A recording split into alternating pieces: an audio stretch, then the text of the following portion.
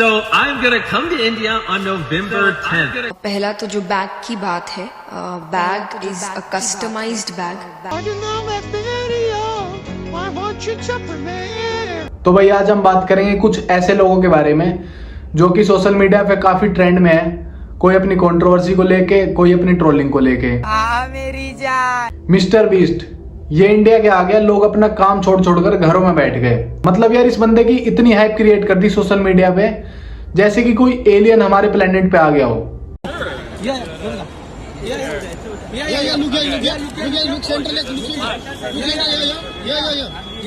Bollywood celebrities अपने बच्चों को लेकर जा रहे हैं मिस्टर बीस्ट को दिखाने कि भैया उनका बच्चा तो भैया यूपीएससी क्लियर कर लेगा मिस्टर बीस्ट को देखकर।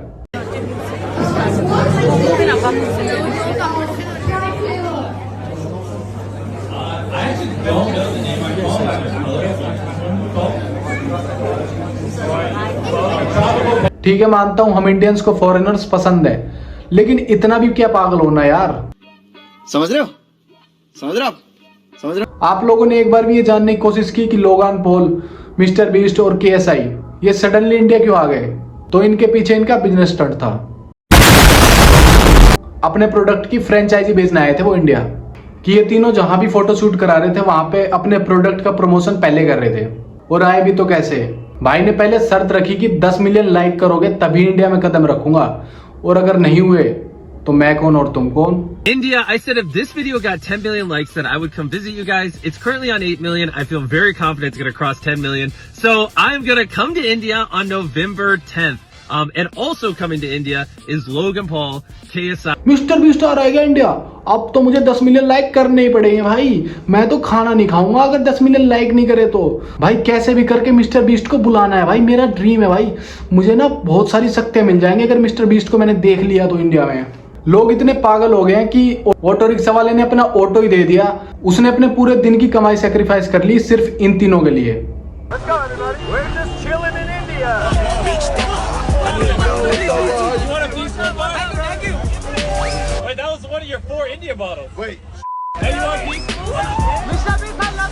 This is not okay. This is too much. We should go faster. Then keep it up with us. No! No! Watch out! ये बंदा यूएस में तो सबको डॉलर्स बांटता है और इंडियंस को चॉकलेट देके अपने पीछे घुमा रहा है।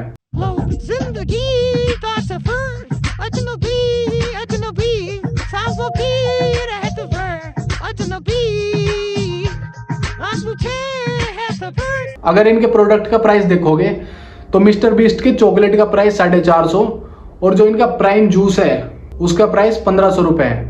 मैं गरीब हूँ भाई इससे बढ़िया तो मैं डेयरी मिल्क और स्टिंग पी लूंगा। क्या बोला तूने?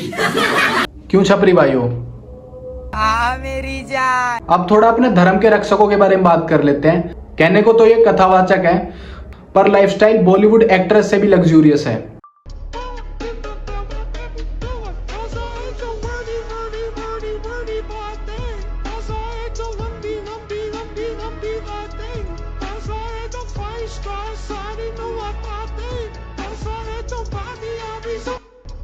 जिन्हें नहीं पता उन्हें बता दूं कि जया किशोरी जी मल्टी टैलेंटेड है।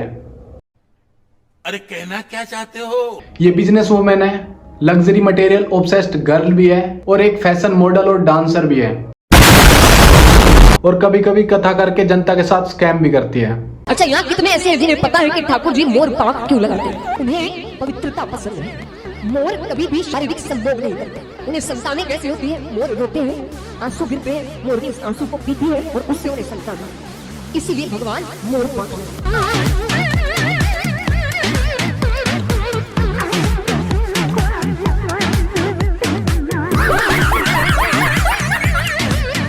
दीदी इतनी बड़ी स्कैमर है कि एक डिवोटी इनको एक्सपोज कर रही है। इतने सारे यूथ को इंस्पायर करने के बाद आप अचानक से एक दिन कह देते हो कि मैं तो एक नॉर्मल लड़की हूँ और आप 2 लाख का बैग कैरी कर रहे हो। सॉरी टू से बट आप लोगों की वजह से ही हमारा जो सनातन धर्म है लोगों को पाखंड लगता है। अभी रिसेंटली दीदी की बैग वाली कंट्रोवर्सी चल रही थी जिसमें कि दीदी 2 लाख का बैग लेके घूम रही है जिसमें कि गाय के चमड़े का यूज हुआ है।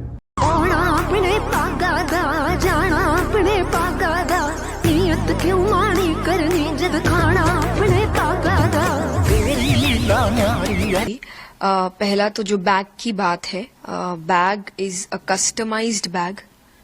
और जो सबसे पहली चीज लोग कह रहे हैं कि लेदर है, उसमें कहीं भी लेदर नहीं है। वो एक कस्टमाइज बैग है, और कस्टमाइज का मतलब कि आप अपनी मर्जी से बनवाते हैं, इसलिए मेरा नाम तक लिखा हुआ है उसमें कि मैंने अपना नाम, कि वो एक कस्टमाइज बैग है, उसमें कहीं से भी कोई लेदर नहीं है। और मैं अपनी गारंटी ले सकती हूँ, पर मैं किसी कंपनी की कोई गारंटी नहीं लेती। पर मैंने ना कथा करने से पहले, ना अभी, और मैं आगे की भी गारंटी लेती हूँ कि मैंने कभी लेदर यूज नहीं किया, ना मैं कभी करूंगी। दीदी का कहना है कि वो पूरा बैग उन्होंने कस्टमाइज करवाया है, लेकिन अगर तुम डियोर की वेबसाइट पे जाओगे तो उसमें सिर्फ नेम कस्टमाइज करवाने का ऑप्शन है, ना कि पूरे बैग का मटेरियल। यही नहीं, अभी और सुनिए भाई देखो, दीदी की रियलिटी सिर्फ इतनी है कि दीदी ने अपने शौक पूरे करने के लिए धर्म को ही धंधा बना दिया। कभी कभी लगता है कि आप उन्हीं भगवान है। अगर तुम इनकी वेबसाइट पे जाओगे तो दीदी इन शॉर्ट धर्म पे धंधा खोल के बैठी है। मेरे को जानता नहीं है। मोह अंधा होता है। पर दीदी आपने तो कहा था सब मोह माया है, मैंने तो आपको धर्मगुरु मान लिया था।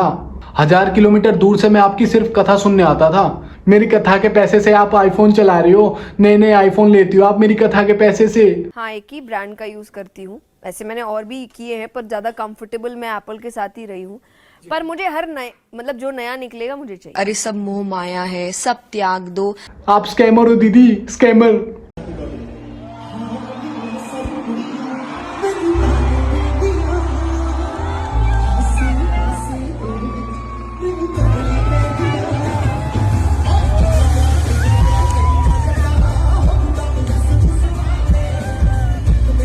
इतना तो नीरज चोपड़ा ओलंपिक में गोल्ड जीतने पर खुश नहीं हुआ था जितना ये बंदा अपनी वाइफ के हाथ में दिलजीत का जैकेट देख के हो रहा है भाई।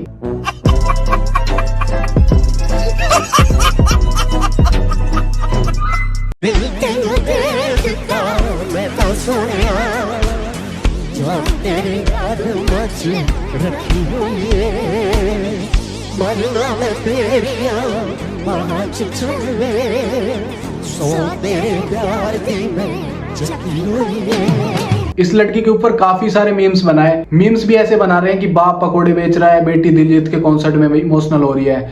बाप पंचर बना रहा है, बेटी दिलजीत के कॉन्सर्ट में इमोशनल हो रही है।